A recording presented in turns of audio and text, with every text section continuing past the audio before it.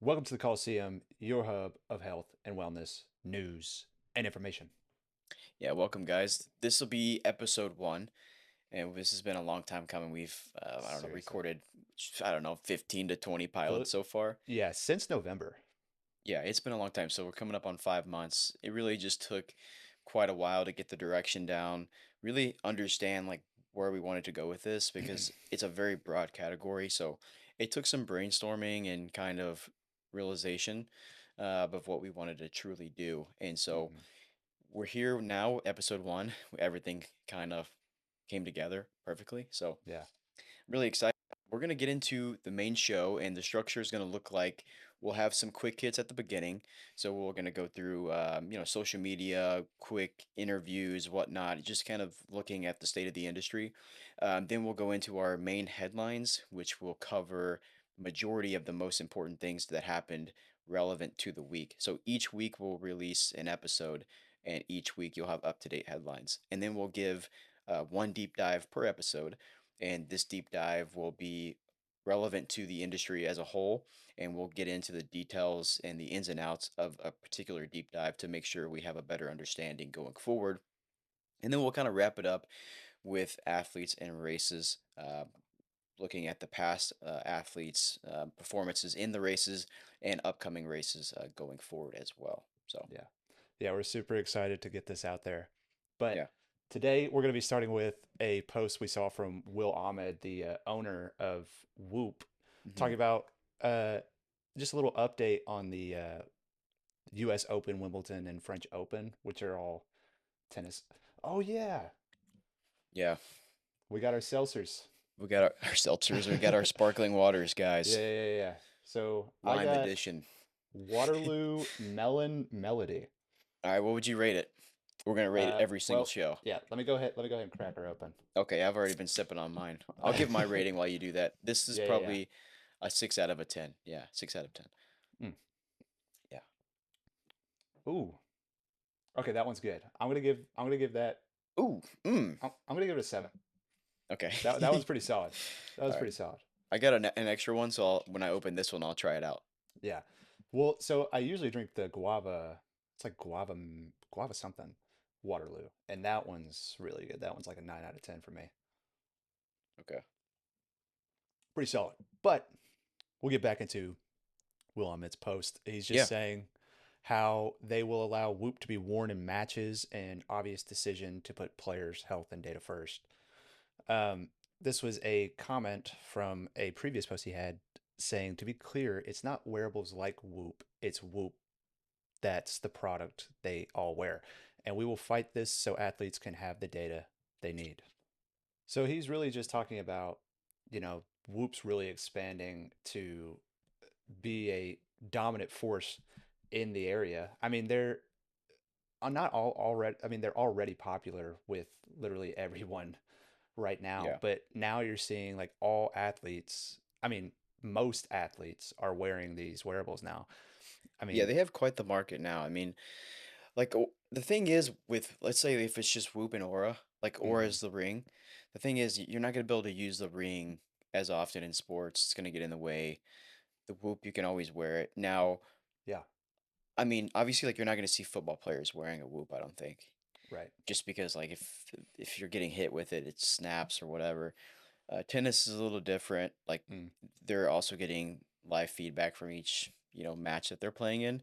yeah, So I think what we're starting to see, and what we'll actually see later on in the show, is like the wearables are becoming so important for like early prediction, recovery, and now it's like eventually everyone's moving to a point where we're going to be wearing a wearable like 24/7, all the time.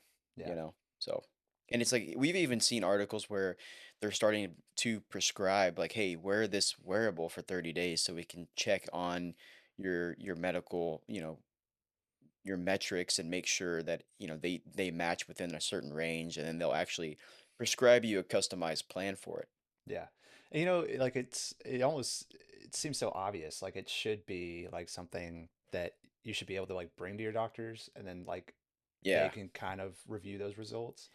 Yeah, that would make sense, but I mean the You thing know? is it's not exactly like I would say right now, Whoop is like it gives you great information, but I don't know if it's really predicted information. Like it's not exactly That is true. 100% accurate because Yeah. it's just prediction based.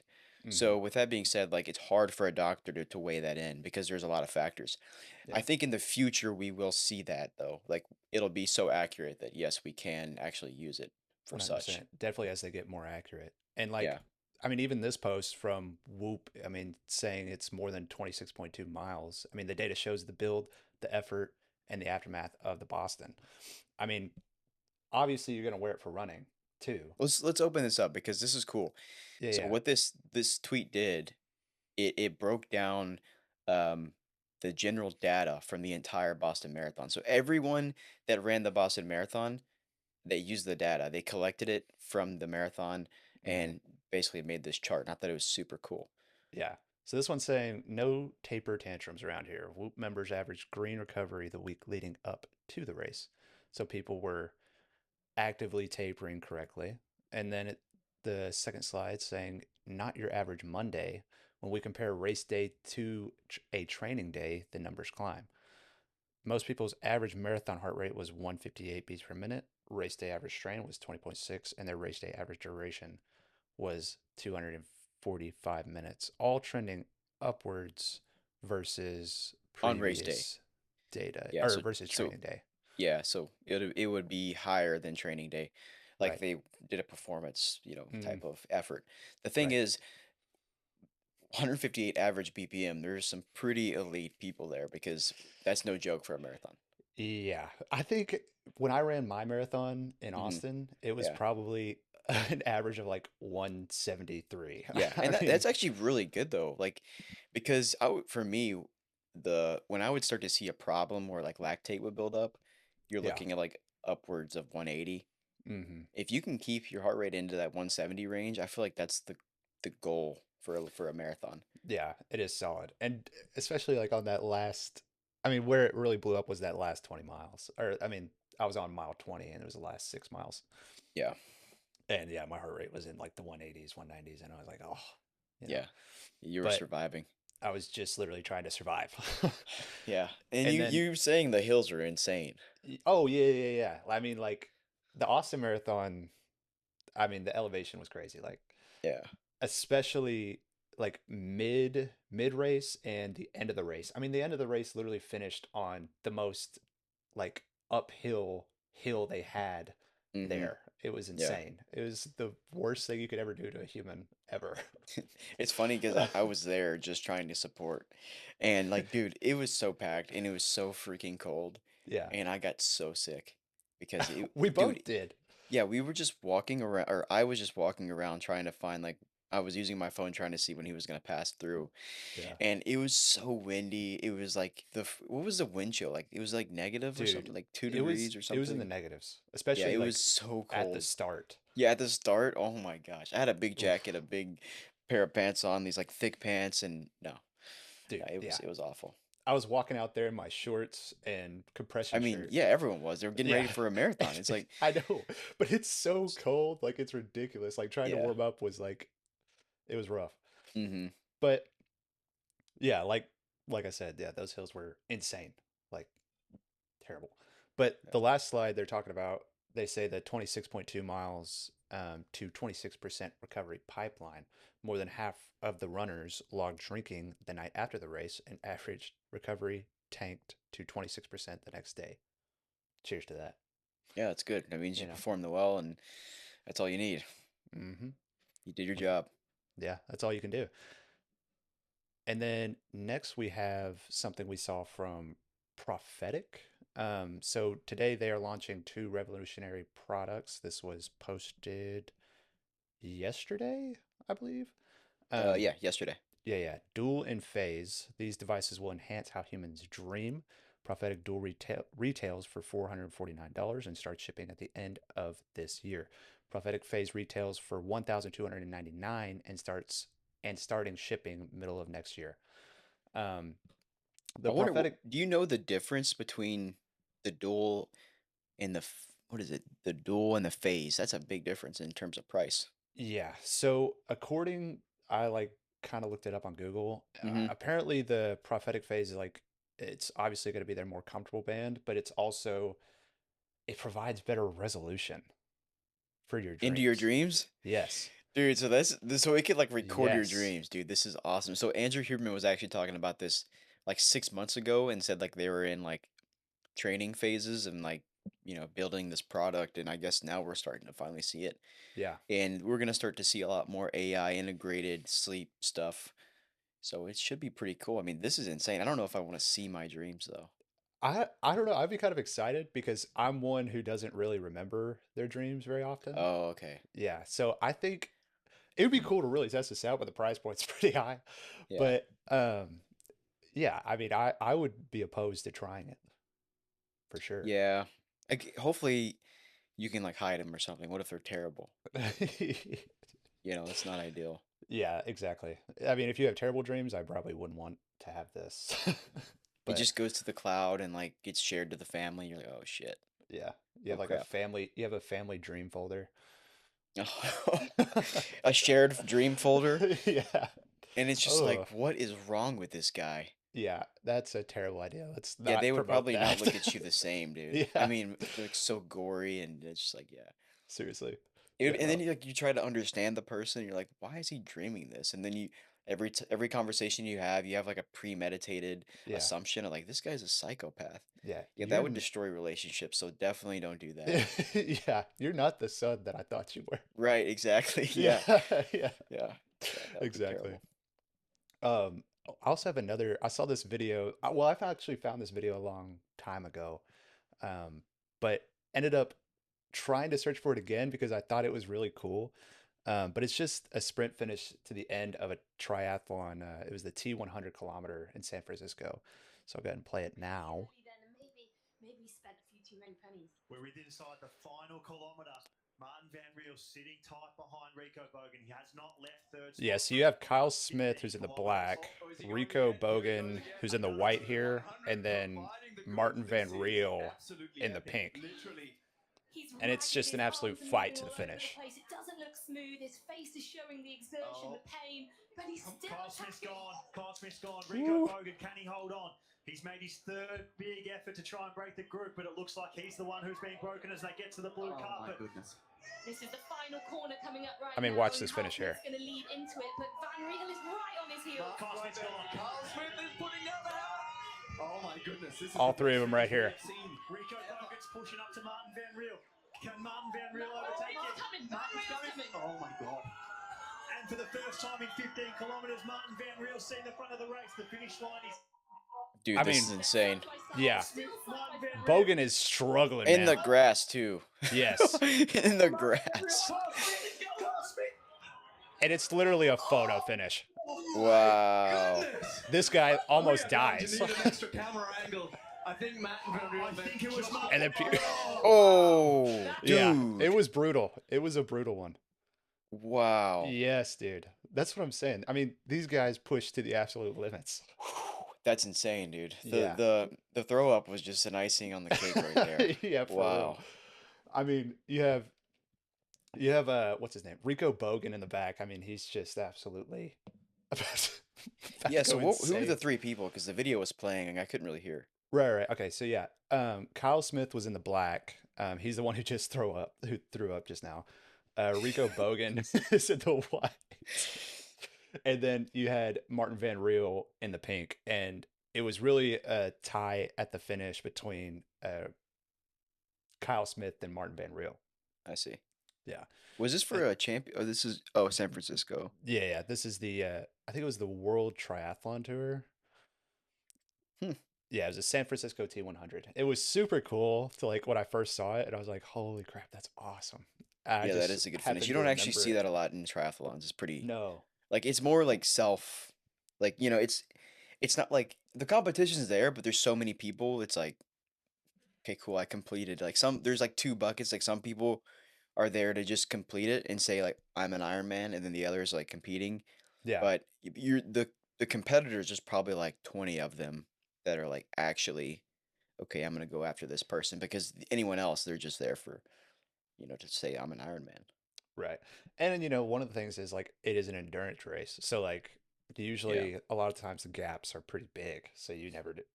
These guys just Yeah, it that's never is true. that close. Yeah, You it know just what I mean? depends on the day for each athlete. It's not Right. exactly like a Hyrox race. Exactly. Like Hyrox is just straight up like neck and neck now. I mean, now it's unbelievable. Yeah, I know. And Hunter was actually talking about it, which we'll go ahead and pull up the reel here. Yeah. So Um, he before so he was on his own podcast actually, and he was saying like the gap or the Hyrox world record is very flimsy because of mm, the structure of all the races and how every single course changes over like every single race, mm, based on like the environment that you're in because they're having to like go to these convention centers and then set it up. Not every convention center is the same, and so there's a lot of issues with that. And so he's not very happy like with people breaking world records in like Miami, and mm. he was saying like I think it was Miami or there was another one. Which Yeah, I know one which did one you're talking Alex? about, and I don't remember which one it was, but it was Alex Rokovich. He broke Yeah, the world record. He broke his own world record yeah, again, yeah. and then someone else, I mean, was right behind him. He had 52 minutes, Hmm. and then the hybrid raccoon. I can't remember his actual name, um, but he also had an insanely fast time. It was like 53 something. I mean, these guys were putting up crazy numbers at that Hmm. race. Yeah, so my point really is like he's kind of taking this very contrasting point of view Mm. towards like he's just being real and honest. Yeah. And I think he's trying to push the needle forward for Hyrox and make it a more standardized race. And so that was probably earlier this week, and now he just posted this video explaining the sleds and how they can give you an advantage depending on what type they are. So let's go ahead and play this. Paints on it. There's no friction marks whatsoever. This is a 1-year-old sled that they sent me. I've literally only pushed this thing on turf. I haven't dragged it on pavement, anything like that. It's specifically been here for my design of just any kind of course. This kind of friction right here makes a massive difference in how things are going to be done. So just recently, I competed in Miami. Everyone was like, these sleds were heavy. If I had to assume that these sleds have been cycling around for different races in the whole Southeast and the whole Eastern seaboard for years, meaning like Dallas, Miami, New York, just kind of going back and forth around there, used hundreds, if not thousands of times. Now watch this. This is where it gets crazy.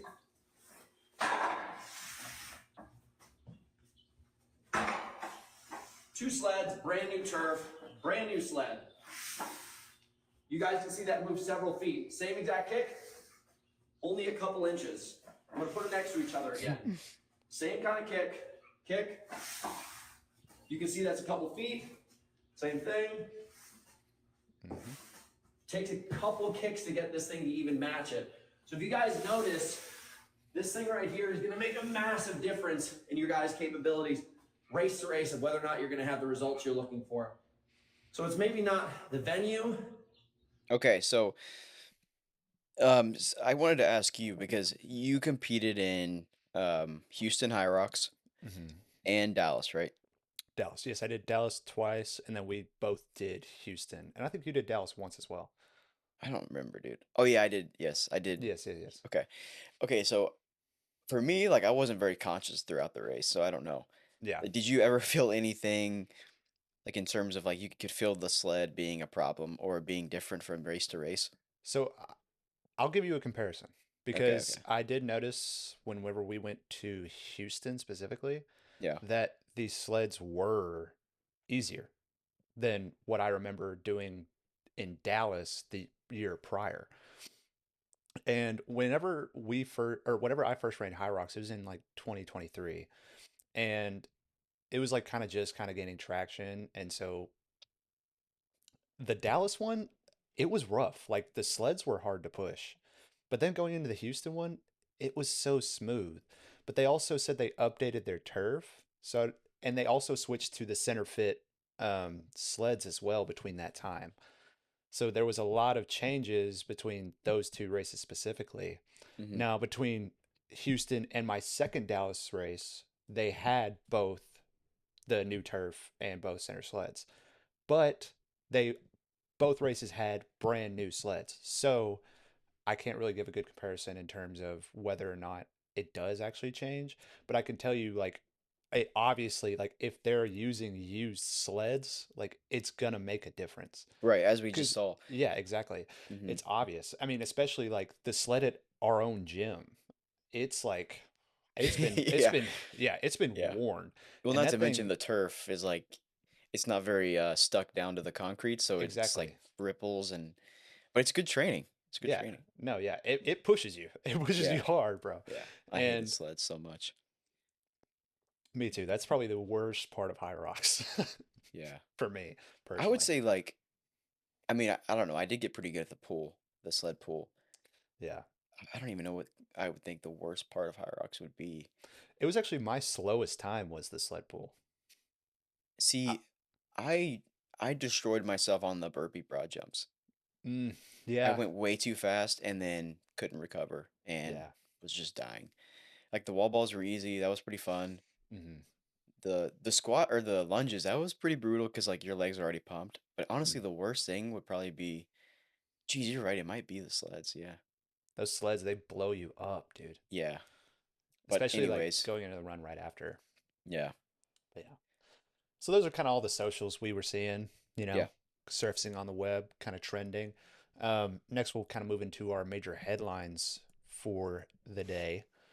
Yeah, the first one we got is the Boston Marathon course record. So usually, like Boston isn't really something or a race that we talk about, all time fast times, and it's like, breaking course records because it's a pretty um, competitive course in general.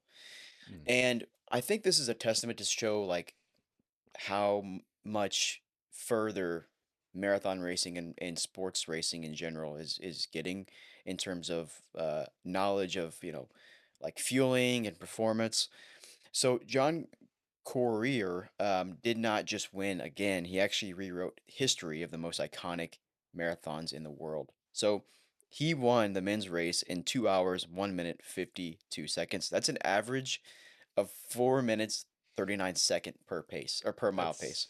that's insane. Yeah, that's insane, dude. So that's a new Boston Marathon course record, and the previous record was actually 2 hours and 3 minutes, set by Jeffrey Moy Tai in 2011.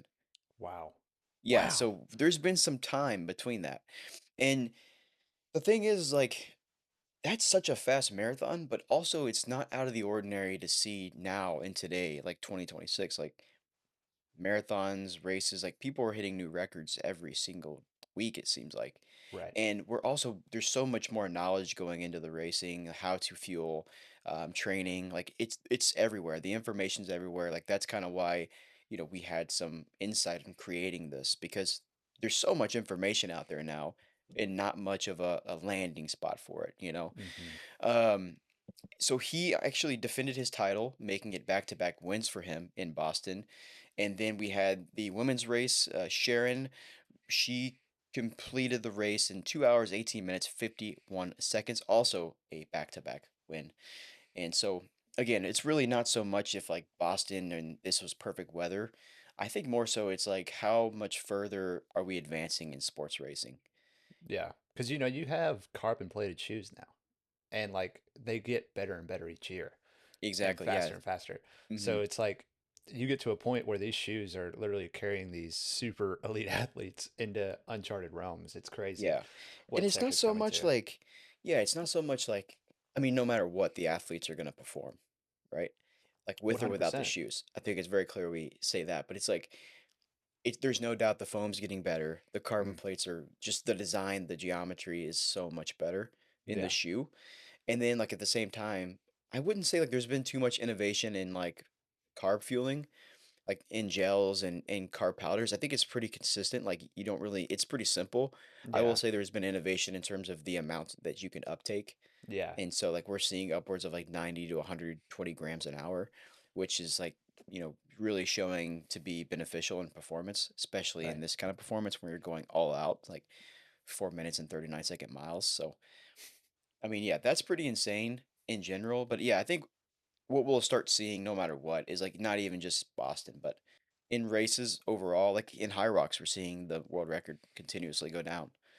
Yeah. So I think in racing in general, it'll just keep getting shorter, getting more impressive. And eventually, like we covered a long time ago, but there is a point of no return. What do you So, mean? like in terms of your performance caps, Oh, yes. we have yet to see that. Right. So I wonder like what the limit is, because no one knows what the limit is because no one has been able to achieve it. Yeah. But we do know based on like data that there is a cap. Yeah. And honestly, like, it's so crazy because really officially, we have yet in the marathon world to break the 2 hour mark. Now, I know. it was, Nike led that whole deal with I can't remember his name, but super popular Kenyan runner, and he did end up breaking the 2 hour mark, Hmm. but due to like conditions, like it was all like simulated, so it wasn't official. Mm, But yeah. the day we see like an official like marathon 2 hour is going to be, or under 2 hour is going to be shocking. It's going to I be mean, yeah, insane. because at this point, like the 2 hour, 1 minute, let's just say, for example, in Boston, Yeah. his improvement is going to shave like 5 seconds off because he's already doing Right. everything right. Like Exactly. getting 1 minute and 52 seconds off is very hard because now you're talking about let's go back to Casey Neistat when he was trying to break sub 3, I think it was. Mm. Yeah. And he was like, okay, like he kept trying and couldn't break it. And so he did the math, like, because he always waved at people. Mm. And he had some like scientist or whatever do the math of how much calories it was like costing him and energy. And so the game plan was not to wave. And he stopped waving and he wore sunglasses so he wasn't having to squint. Mm. And he started, apparently, he That's didn't burn cool. as many calories or Yeah. amount of energy. And he broke sub 3. Yeah. That was his only new game plan, and he tried like multiple times to break sub 3. That's insane. It's like the Yeah. smallest you I guess it is makes sense though. I mean, you start adding up those little bitty details and they Mm-hmm. all do Yeah. accumulate to seconds off. And if you can get Yeah. close enough, then it all adds up. Yeah. The thing Right. is, like, but in a marathon, yes, because you're just running. But Exactly. like Hyrox, there's so many more variables now that you have to calculate, I know. and It's so insane. and then like ultra running, that is like more of a battle of like how do you sleep, how do you Yeah. fuel, keep moving, do you not sleep, like how is your body going to react, and so everyone's still trying to figure out that formula. 100%. And just mental fortitude in general for that Yeah, that's a race. big one. I mean, yeah, Yeah. being able to I run mean, like 250 miles, like, dude, over multiple days, and that's all you're yeah. doing. Hmm. You know. I would get just so angry at people. Dude, for real. I would just be so tired of it, dude. I'm like, leave me alone. Yeah. I mean, Something would but happen. I was it's like, funny because, like, yeah, I mean, you see even Max Jolliffe, like, toward the end of the races, like, he yeah, starts he's getting not. pretty upset Yeah, he's at his irritable. Yeah. crew for Hmm. sure. And he's like, no, I don't want no salt. No, I don't need that. You know? For real, dude. It's funny. But it's like, I guess it's just, you don't want It- anything. You just want a yeah, nice bath and go to sleep, I'm sure, exactly. at And that you can, point. I mean, you have to be like, well, I mean, he's 200 miles in. Yeah. So, I mean, Oh, you you got got to to give be him some understanding of it for grace. sure. Yeah, Yeah, exactly. absolutely. Yeah. So, it's crazy. Yeah. Um, our next headline hitting the timeline here, we have Oura welcomes Galleon AI team and acquires technology to advance connected health AI roadmap. So here, Aura announced that it is acquiring Galleon's AI technology and bringing Galleon's AI team into Aura as part of its broader AI connected health push. The stated goal is to build a more advanced personal health companion that can connect wearable data with more traditional health data like medical records, labs, and medications, kind of like what we were touching on earlier. Hmm. Aura wants to move from a premium wearable company into a more complete personal health intelligence platform. This is an inference from the community's stated roadmap and the nature of Galleon's AI product. Yeah, Um, exactly. Because like the thing is, this is the only amount of information that has been released, and it's from Aura itself. right. So that's what they're predicting, and that's what they have planned in the future. There hasn't been too many other studies, or I guess I should say, like news coverages about this just yet. But like we talked about, they are wanting to shift into more clinical data. That way you can wear your continuous biometric data for the ring or with the ring, and then you'll get Mhm. that information and it'll connect to clinical data, and then you can, have customized plans for you. And I assume like that'll probably be in the next 5 years. 100%. I mean, like all of these technologies and like a lot of companies are doing in the health and wellness area is trying to like bring everything into one spot. Yeah. Yeah. And I think it's a great move because it makes everything so much easier for the customer hmm to figure out what they need to do with that information. Yeah, and it's gonna also help with like predicting and also prevention. Mm. Like, hey, like here your markers aren't looking too great. Let's try to, and the thing is like whenever you Yeah. go to the doctor, like they may say like your markers aren't looking too great, but it's like oftentimes like the average zone is so broad Hmm. that really like you could be in a time where you need to make changes to your lifestyle, but it's in the chart they give you, it's so broad, the averageness, right? Hmm. It's like they're not even telling you, hey, this is what we see. What I think they're hoping to do is with the wearables, like you kind of tighten that average a little bit and say, okay, Yeah. yeah, you're closer to the not so good end. We need to make a, critical, lifestyle change, as soon as possible. And hopefully they'll catch that, earlier than what they usually do. And then it's almost like too late and you have to take medication and there's a lot of stuff that goes into it. Yeah. I mean, because especially like when you do go get, tested or you get some type of blood testing, right? And it's just a quick snapshot of what's happening in that moment when they took your blood, right? Yeah.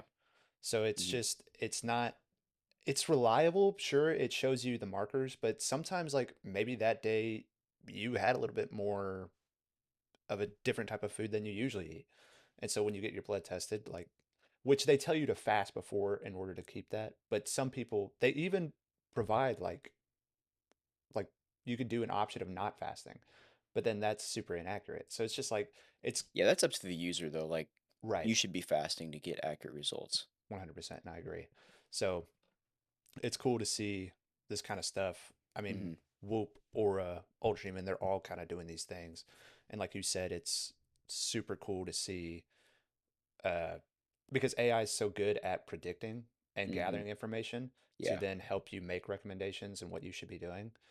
So it's so cool to see that kind of stuff happening because I'm a Yeah, big it's good at advocate for AI. predicting. It's good at like recommending and predicting Mhm. only if you give it the right information, right? This is And so true. it's not very good at creating its own information. So I think like to the point of this article, it's like it's creating an infrastructure for AI to do what it's best at, right? And Right. read the information and then provide recommendations, which Hmm. is it's just AI is it's still very young, and as much as we're into it, it's Yeah, very niche right now, but it'll definitely expand and it'll probably expand rapidly in the next couple years. So it's 100%. a really good look into the future. It's pretty Yeah. exciting.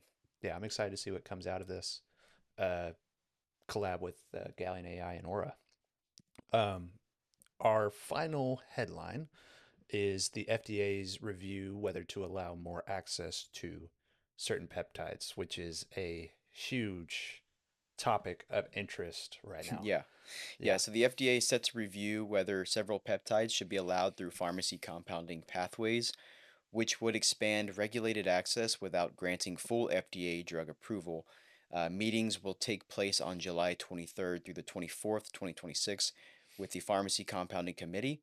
The meeting will discuss substances including BPC 157, KPV, TB 500, MOTS C, um, Epideltide, Semax, and Epilation.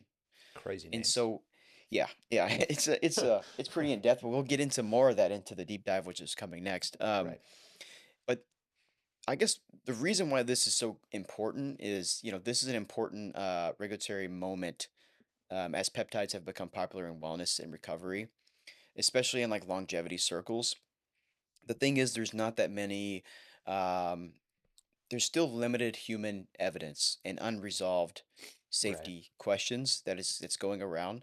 So basically, the FDA is stepping in a more faster tone than usual to see if they should allow more controlled pharmacy-based access, instead of having the demand so heavy on gray market right now. Because right now it's gray market, the sourcing is questionable, there's some regulation and safety concerns. So this is FDA's part of doing, making sure that it can be safe if it's approved. And we'll kind of break into what it really means, because if FDA says, okay, like this is good, this doesn't exactly mean it'll be to the mass. It'll still be prescribed, and you'll still need to check a few boxes before you can, get a hold of these peptides, anyways. Yeah, which is I think good Yeah, because it's definitely better to get your stuff from an approved source rather than going through, true. you know, a rather sketchy situation. Because I mean, it is in the gray market, but it's also in the black market as well. I mean, some people buy this stuff off the black market, and that's Hmm. where you get really sketchy because it's like these are suppliers for research and studies, and so it's just kind of sketchy. But I think this Yeah, is a good thing that the FDA is shedding some light on it and seeing what they can do in terms of taking it out of the gray market and getting it approved. yeah. And the You know, thing is, like, people are already using it. I know, Like, they're using so many compounds, I and know, I don't think there's, if you go on X right now, there's a massive group of people that love peptides, and then a massive group that doesn't, and they are like really against it for like these two obvious reasons. Like, one, it works is what people are saying, and then two, it's unregulated, not safe. That's pretty right? much the main two categories. And Yeah, at that point, it's like, if so many people are using it, I would say it's better to get it approved than to leave it alone and let it sit on the gray market, because like right. the interest is like, it's very high, and last thing you want is like kids to start, I mean, especially nowadays, like peptides are like, it's normal. Yeah, It's like, yeah, let's do it, man. It's like there's a whole it, X page called Peptidopedia. I mean, yeah. And then yeah, you got like looks maxing and all this stuff. yeah, Like, looks you got vaccine, these people compounding all kinds of different ones, which is just sketchy. right? um but the thing is, like, they're live streaming, like you got like people like Clav and, geez, that's really the only looks maxer I know. Yeah, me But too, it's me like, too. he's streaming to kids, and they're taking influence from this. And if they can get their hands on a peptide, they're probably going to take it. So if we can get it done safely, that's probably better than not having it at all. Yeah.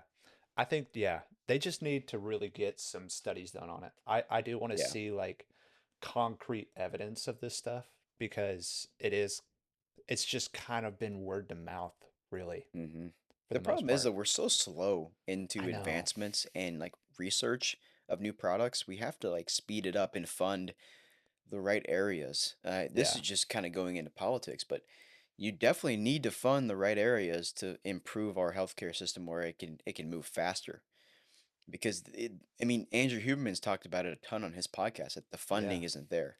It's And hard. so that's a lot of the reasons why, like, he even said they can't just study everything that they want or research everything that they want, because there's not enough money. So they have to choose wisely what will Yeah. actually make the most impact, which it sucks because those people do great work, and we should be funding them, I think. But yeah, I mean, that's a little bit on the other side. There's definitely some other things that I don't think we should be funding, but I mean, Very true. overall, Yeah. we should be funding our healthcare system a lot more. Yeah.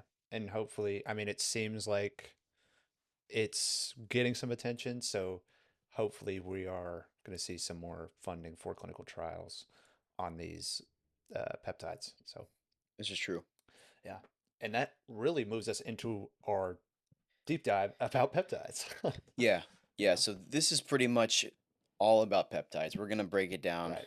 Yeah. as much as we can. Just make it easier for you guys because Yeah, whenever it's a we lot. first, yeah, whenever I first got into like saw peptides, I was like, what is this? You know, Yeah. I had So no clue. we'll start off with what are peptides. So peptides are short chains of amino acids. In simple terms, they act like signals in the body. So different peptides are associated with different functions, which is why they get discussed in areas like healing, inflammation, metabolism, recovery, and longevity. The FDA's July meeting is reviewing several specific peptides, including the ones we spoke about. So we have BPC 157, which is known for injury recovery, tissue healing, and gut related claims. KPV, which is known for anti inflammatory effects. TB 500, known for wound healing and soft tissue recovery. Um, MOTS-C, mostly known for metabolism and mitochondrial function and longevity slash performance claims. Semax, which is known for cognitive neuroprotective nootropic claims. And then Epitalon, which is anti-aging, longevity, sleep, and circadian claims.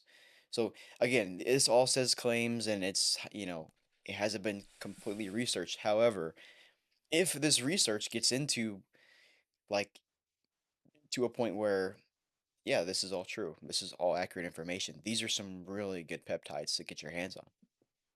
And it's like, boom, you've been I doing the mean, right it's thing. like, yeah, like the You know? nootropics, the mitochondrial function and longevity performance stuff. Yeah. That's pretty cool. Like if it does, uh, I would assume that there's like lower amounts of side effects with peptides because Yes. it's not a completely new compound, but I don't know too Mhm. much about it, so Yeah, we'll see what they find. and that's the thing. Like, it is like it allows these pathways in your body to activate. So Mm-hmm. it's I would say it's more natural than Oh some of the yeah, things you can find. for sure. So that's super cool. And honestly, I'm really interested in the mitochondrial one and the Yeah, me too. neuroprotective, the Semax. Yeah, yeah. But we're not So taking a stance. We're not pro peptide just yet. I mean, not pro peptides just yet. I want to see. No, I no. do. Tyler's pro peptide, dude. No, He is. I really do want to see the research on it because I want to see Yeah. solid hard facts for sure that these things improve these Me markers. too. Yeah, my perspective will definitely change once I see more information because there's no way in hell that I'm taking like a gray market, injectable. That's just not gonna happen. Yeah, no, especially being injectable. Yeah. You got So peptides mainly became popular because they sit right inside modern optimization culture. People in fitness, biohacking, anti-aging, sports recovery, and longevity circles were always looking for tools that might help further optimize their body. And this is like this category alone, like the human optimization, is massive. And I think, like, obviously, if peptides can be proven that they are relatively safe and they have like clear intentions and like, hey, this is what it does, here's the side effects, or if there isn't any, which would be excellent, I think yes, society overall will shift into just optimized society. right. And so the thing is, sorry, I got a call there. The thing is, um, when everything becomes optimized, it's like a no-brainer because you got to think when you get these peptides, right? And they become Mhm. safe and normal and they're okay to use. It's a no-brainer for everyone in the world, just like so many people are on Adderall, but there's side effects to Adderall and it's like very Right. addictive. Yeah. But if you can get the same benefits out of a peptide that's less addictive, it's like, well, why wouldn't you? So then you're going to start to see like these massive CEOs that are already pushing towards optimization. They're going to have their hands on all this stuff and it's going to be normal to them because they're going to have the right amount that's all going to be customized for them. And Hmm. it's like if you're building a company, why wouldn't you want to optimize at the highest level possible? Yeah. Now, I only speak for like building a company because I'm sure that most of these will be banned in sports, is what I assume. I think Probably. some of them are even becoming banned. So, yeah, I think we'll Especially more the so see it. mitochondrial one for Oh sure. yeah, dude. Well, and like Yeah, the injury recovery, tissue repair, like I that's don't know, true. but then that's beneficial for the sport because Yeah, if you can because get I Shohei mean Ohtani, that's if you get Shohei Ohtani, like he's injured and he can come back within a week, then it's like the Dodgers are all for it because you're making more money with that 100%. guy playing. Yeah, going back to So the marathon. I mean, if they could take these peptides and recover faster, have a better mitochondrial function than they already have, you're going to see that 2 hour mark break. yeah, but it would have to be a balance of to make sure that there's no performance enhancements.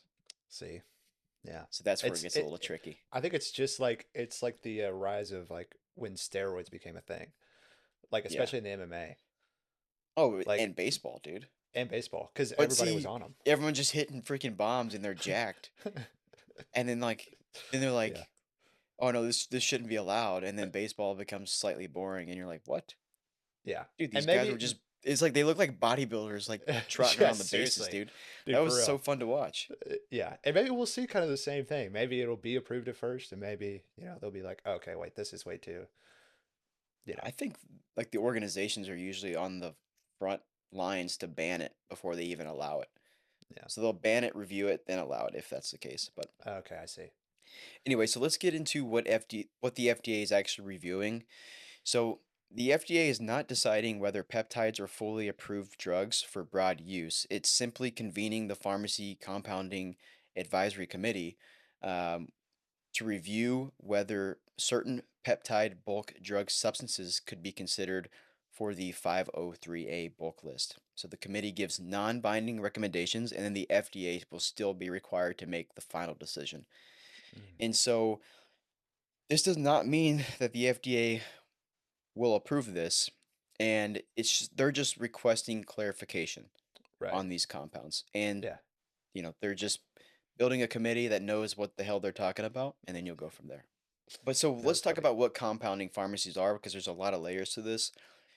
They're basically the compounding pharmacy can make customized medications for individual patients, usually based on a prescription from a licensed clinician. So if a substance is allowed in the 503A pathway, that means a traditional compounding pharmacy may be able to prepare it under Section 503A conditions for an individual patient.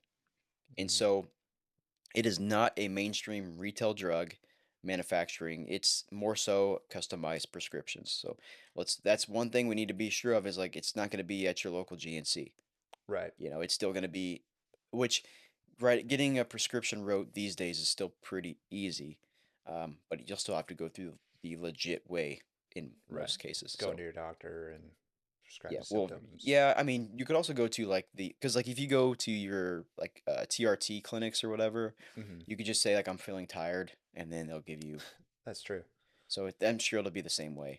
That Hims does the same thing with their Yeah. stuff. Well, see, yeah, that's something we'll get into because hymns will be if this gets approved and everything moves forward, hymns will be a different category, and it's what a lot of people are investing in currently, but it's still up in the air. So it depends on what they decide.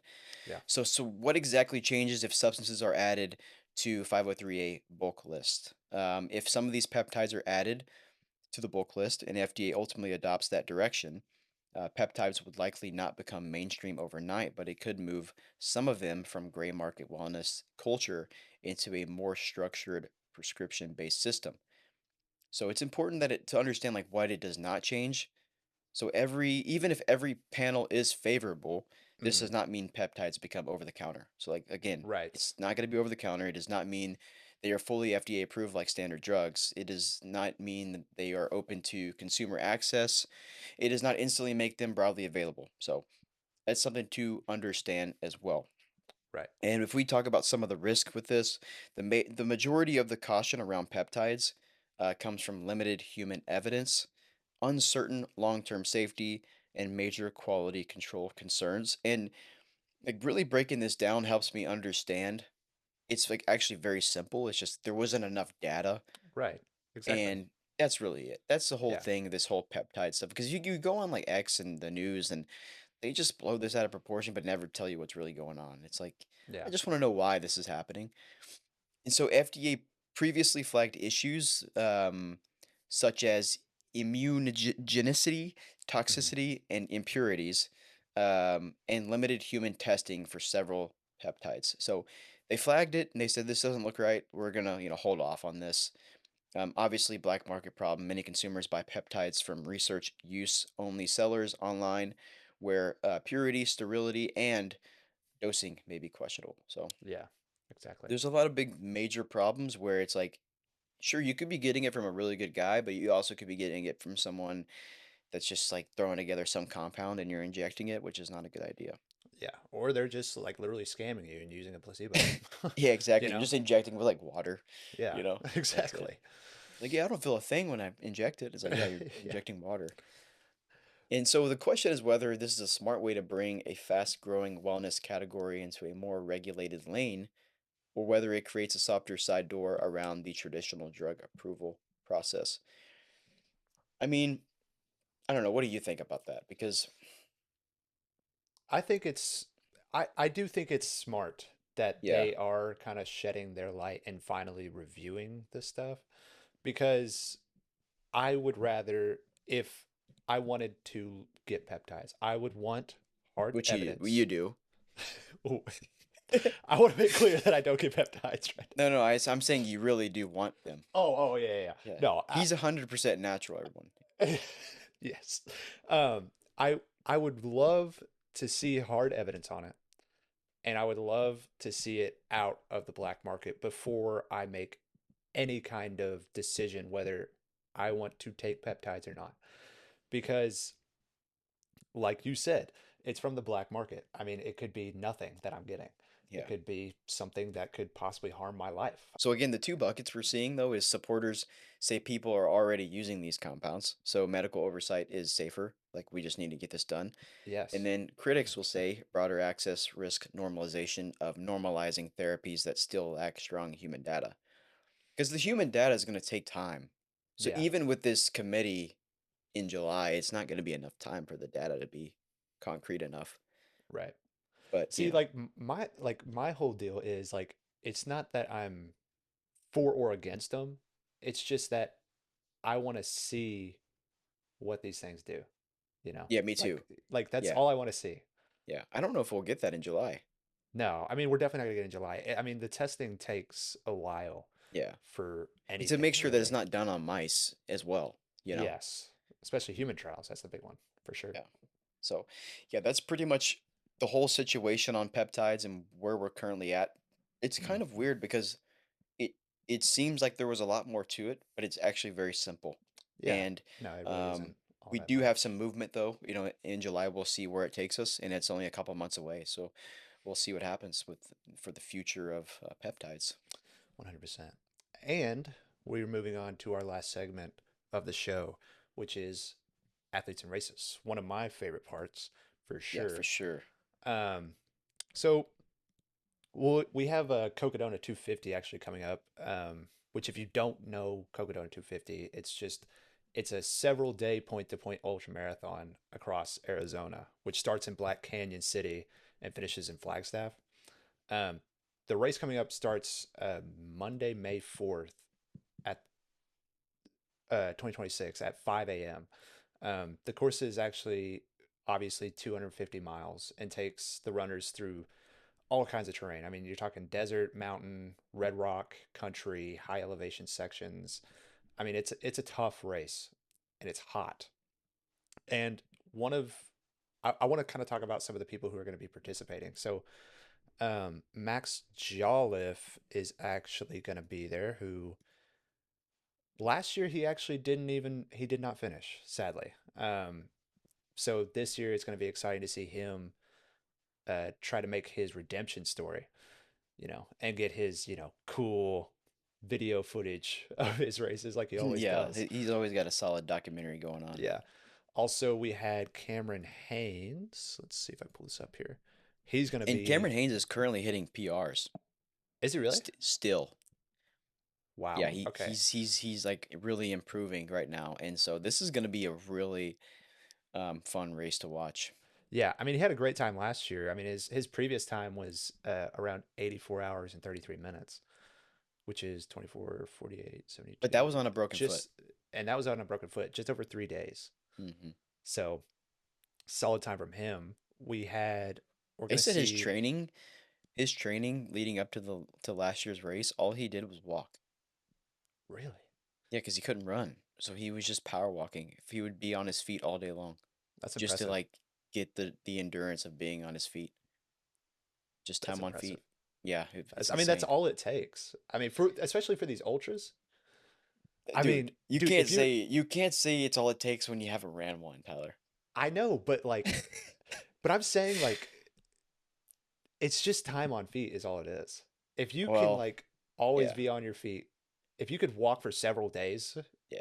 like In its several days, simplest form, yeah, yes. but it's not taking anything away from these runners because No, I'm we, dude, definitely.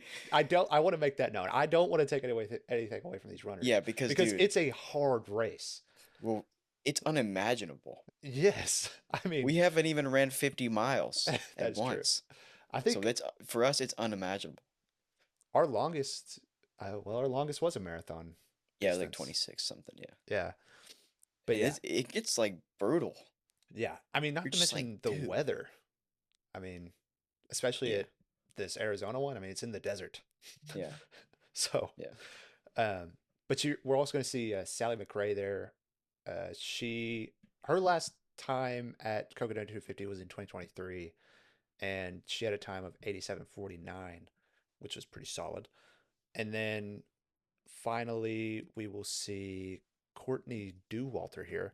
Oh yeah, Courtney Um, DeWalter, she went out really hot, and then something happened, yes, and she DNF'd pretty early on yeah, last she year. didn't finish last year either. So it'll be really cool. It's going to be a redemption story for both her and Max for sure. Yeah. For sure.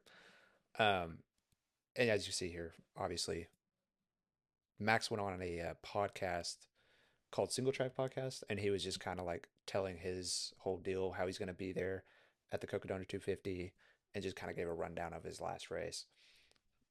And Yeah, I then, actually watched his podcast. It's really good. was it really? He, yeah, he's got a good little podcast going. It's pretty cool. Okay, I'll have to check that out. The next race on our list is the G.1.M Ultra, which was huge. I mean, it was really big this year. It happened on April 10th and the 13th at Bear Ranch, obviously. The races ran in the style of a normal like backyard ultra. So like they complete a 4.2 mile loop every hour on the hour. So like until like one runner is left. And if you fail to finish the loop within the hour, then you're out, obviously.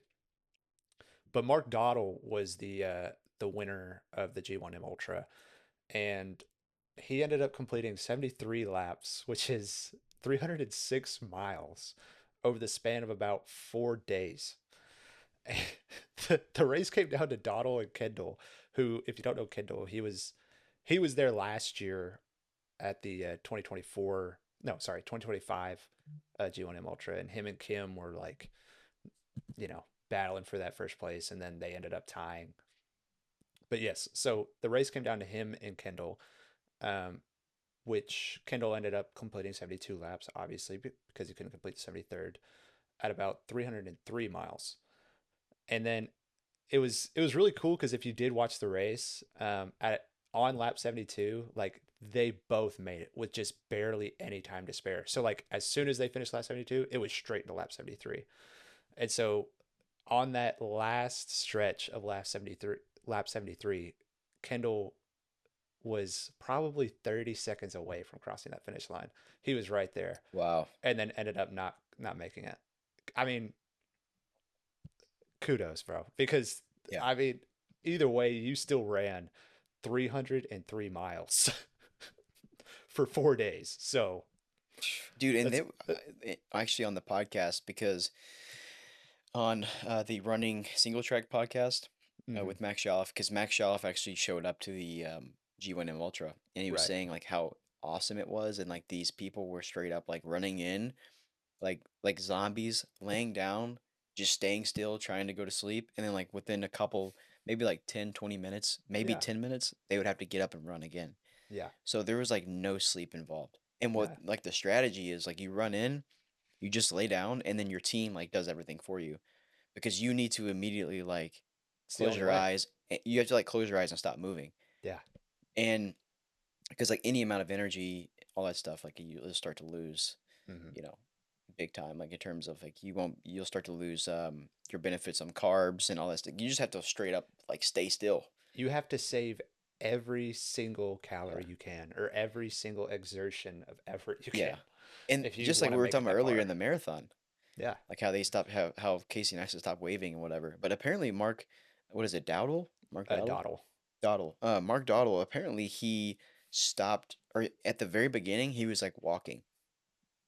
Oh, So, really? so he was like at the very back the whole time. He was going really slow, and he's very well versed in the backyard ultras as well. Yeah, he is a big ultra marathoner in general, actually. He runs quite a Backyard bit. ultra guy, yeah. He's Yeah. specifically backyard ultra. Oh, okay. Like he Okay. apparently he's super good at backyard ultras. Yeah. It's crazy because this was the first time I've ever heard of him. Yeah, me And too. I think he was there last year. was he really? I think, but something happened. I don't know.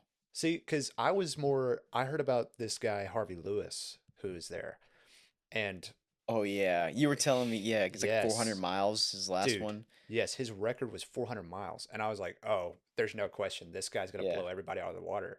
And then Mark Dottle, who I didn't even know about yet. And he just comes out of nowhere and destroys. I mean, the guy at lap, like, I think it was in the 70s. It was toward the end. He looked just fine. yeah. He was like talking to the camera. He was He's like, like talking to the camera. He's just yeah, like playing around. It was crazy to watch. yeah. But yeah, but that guy Harvey Lewis actually ended up placing fourth right next to Kim Gotwell, I see. and both of them ran 58 laps, and it was about like 243 miles or so. It was a crazy race, but Yeah. also like probably one of the more like inspiring stories in my opinion was what's his name? Mike Egan. Um, he's probably the coolest guy out there on that race. He's a U.S. Marine combat veteran and an amputee, and he completed 27 loops, which was over 110 miles, in a wheelchair. And when the course actually turned muddy, he ended up getting off the wheelchair and dragging the wheelchair with him to the finish line. It was so cool to watch. I mean, it's just an absolute it's just this is how far you could go. Yeah. I mean, the human potential is insane. The willpower. The Yeah. willpower. I mean, he eventually actually finished 27th and outlasted more than 100 athletes. It That's was insane. it was awesome. It was And awesome the to thing watch. is, who knows how long he would have went without the mud? Seriously, that's what I'm You saying. know? Yeah.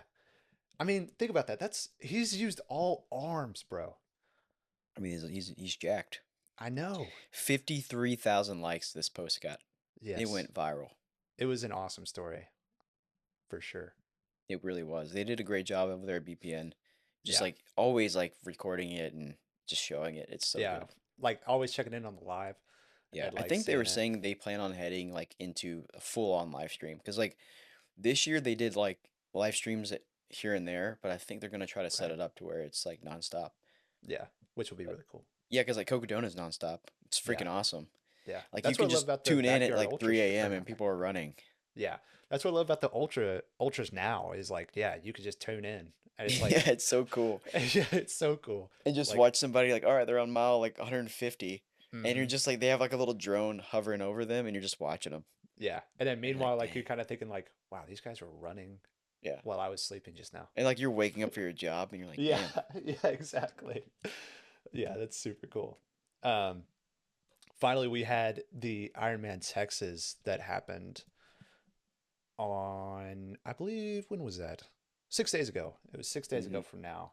was this in Um, Woodland, yes, Woodlands, Texas? it was in Woodlands, Texas. Okay, Kind of like I think that's like on your way to like Houston from Dallas.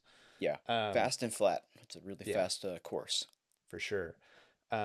But most notably, the racer who really took the spotlight was Kristian Blummenfelt.